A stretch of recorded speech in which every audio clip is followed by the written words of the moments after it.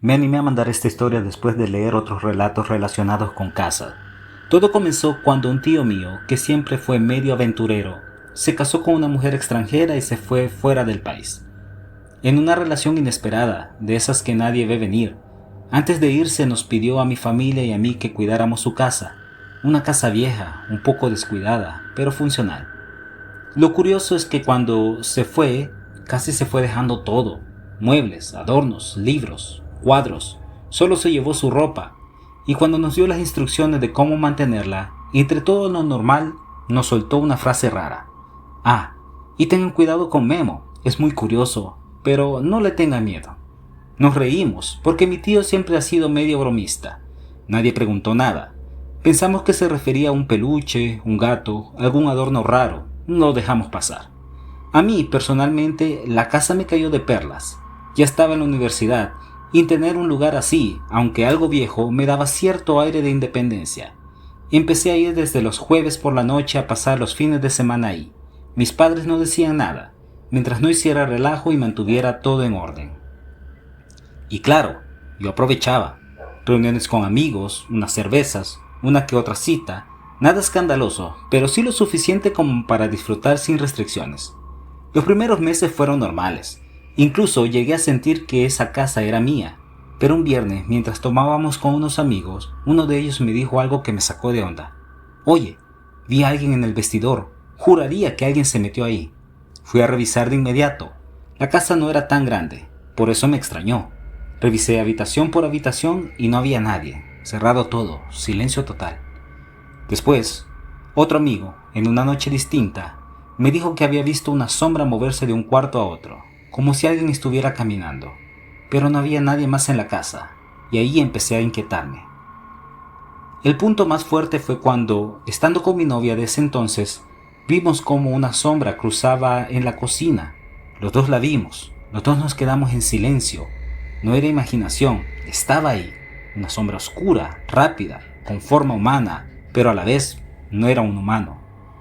Y noté algo, cuando yo estaba solo nunca pasaba nada, pero cada vez que tenía visitas, reuniones o algún momento más íntimo, esa sombra aparecía, no de forma agresiva, sino escurridiza, como si observara, como si quisiera estar presente.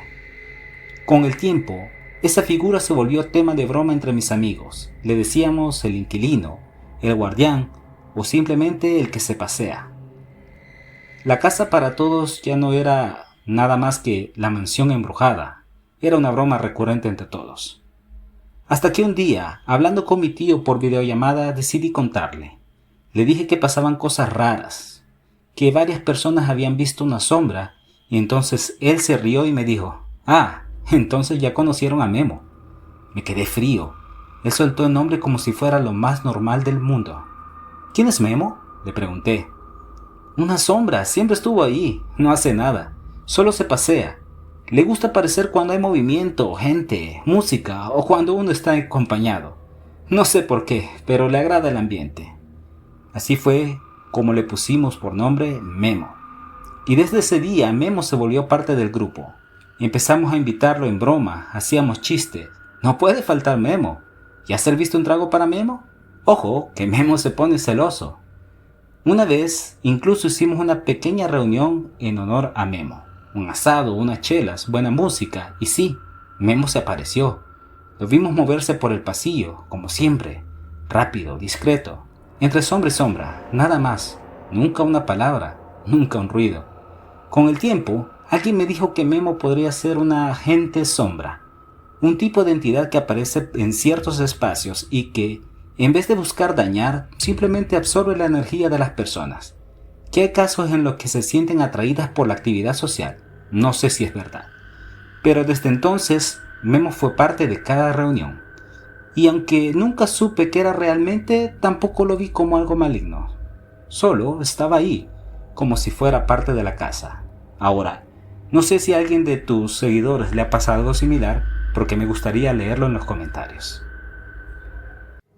Siempre tuve la sensación de que en ciertos lugares la realidad se adelgaza, que lo invisible, lo imposible, se cuela por rendijas que los demás no ven, hasta que lo ven.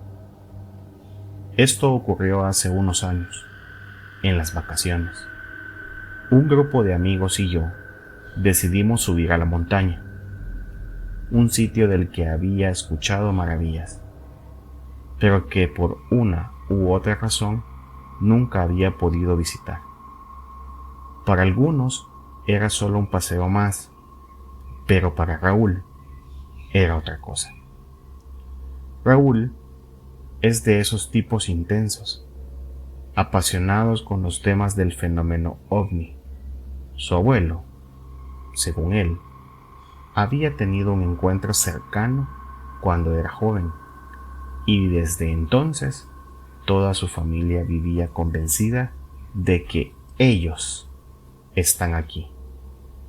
Él nos juraba que en esa sierra teníamos una altísima probabilidad de ver algo.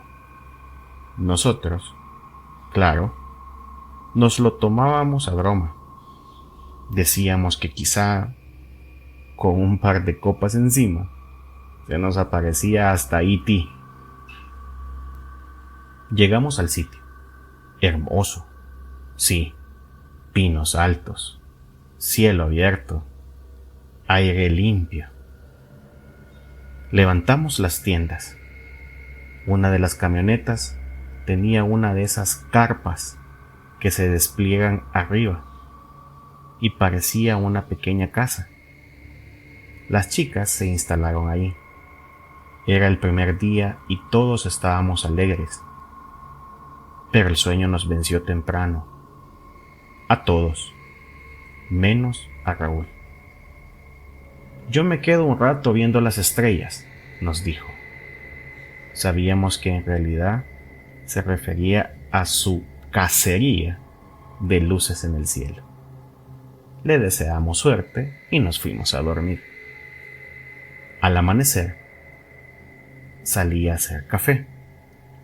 Raúl ya estaba despierto, pero su rostro no era el mismo. Pálido, con los ojos brillosos. «Los vi», me dijo con voz quebrada. «Anoche los vi. Luces. No eran estrellas. Bailaban en el cielo». Todo el día estuvo hablando de eso. Algunos le creímos, otros no tanto. Pero uno de los chicos le hizo una apuesta. Esa noche nos quedaríamos con él hasta la 1 de la madrugada para ver si algo aparecía. Todos aceptamos. Armamos café, bocadillos, mantas. Las chicas se rieron de nosotros y se fueron a dormir temprano. Justo cuando estábamos a punto de rendirnos, aparecieron luces. 3, 4, 5. A veces se quedaban quietas, a veces se movían en sincronía. No tenía ninguna lógica. El cielo entero se volvió un escenario. Duró solo unos minutos, pero fue suficiente. Raúl estaba exultante. Nosotros, muy confundidos. ¿Qué habíamos visto? ¿Acaso eran drones? ¿O satélites? ¿O otra cosa? La noche siguiente nos preparamos mejor, con cámaras, celulares, tablets. Incluso las chicas se quedaron. Ya no había risas, solo pura expectativa. Y ahí fue cuando todo cambió. Las luces comenzaron más temprano, pero esta vez no eran solo puntos bailándose en la distancia. Algo pasó justo sobre nosotros. No lo vimos venir. Sentíamos una presión, como si el aire se hubiera vuelto pesado de repente. El cuerpo no nos respondía igual. Yo casi caí al suelo. Sentí mis extremidades muy blandas, como si no fueran mías. Otros dijeron que su mente se puso en blanco. Algunos perdieron el conocimiento. Yo desperté casi 2 horas después. Estaba dentro de mi tienda. El campamento estaba en orden, como si nada hubiera pasado. Salí confundido y desperté inmediatamente a los demás. Algunos salieron a vomitar, otros no recordaban nada. Raúl y yo fuimos los únicos que tuvimos retazos claros de lo que ocurrió esa noche. Y lo más extraño es que nadie más, en kilómetros a la redonda, pareció haber notado algo. Sin luces, sin sonido, sin testigos. Solo nosotros, solo el grupo que percibió esa noche esas extrañas luces sobre nosotros. Al amanecer, recogimos todo en silencio. No hablamos mucho durante el camino de regreso. Solo una cosa quedó clara entre nosotros. Esa montaña no era lo que pensábamos. Y aunque lo juramos como un secreto de amigos, algo dentro de mí necesitaba contarlo. No para convencer a nadie, sino para olvidarlo. Porque si alguna vez vas a un lugar como ese y sientes que el aire cambia, que el silencio pesa, huye o prepárate. No todos vuelven siendo los mismos. Esto me pasó el día 9 de este mes. Tenía una cita médica en el hospital, y como siempre, si uno no madruga, no lo atienden. Así que decidí levantarme a las 4 de la mañana. Aún estaba oscuro. Me vestí rápido, sin desayunar, sin café. Solo me puse los zapatos y salí. La parada de bus queda a 8 cuadras de mi casa. Y no sé si era por la hora o por el silencio en el aire, pero esa caminata se sintió más rara de lo normal, como si el ambiente estuviera pesado. Cuando llegué a la parada, no había nadie más esperando, solo yo. Unos minutos después llegó el bus. Me subí y conté, por costumbre, a los pasajeros. Solo 9 personas. Todos callados, dispersos en los asientos, algunos dormidos. Pero lo que me llamó la atención fue el hombre que iba hasta el fondo, en el último asiento. Estaba completamente solo, sentado, recto, inmóvil, mirando hacia el frente. Me dio una sensación rara, así que decidí sentarme lo más lejos posible, casi al frente, al lado opuesto. El bus arrancó. Pasaron unos minutos y en una curva cerrada miré por la ventana, pero lo que vi no fue el paisaje, fue su reflejo. Ese hombre se estaba tocando la cara. No como quien se acomoda los lentes o se rasca. Se empujaba la piel, los pómulos, como si se la acomodara. Como si su rostro fuera una máscara mal puesta. Una parte de mí quiso ignorarlo. Pensé, estás cansado, dormiste poco y ni siquiera te tomaste un café. Seguro estás alucinando. Pero algo en mí obligó a mirar de nuevo. Esta vez lo vi directamente. Él abrió su mochila, despacio, y lo que sacó me hizo congelarme en el asiento. Eran máscaras, varias máscaras de su propio rostro, como si tuviera versiones distintas de la misma cara.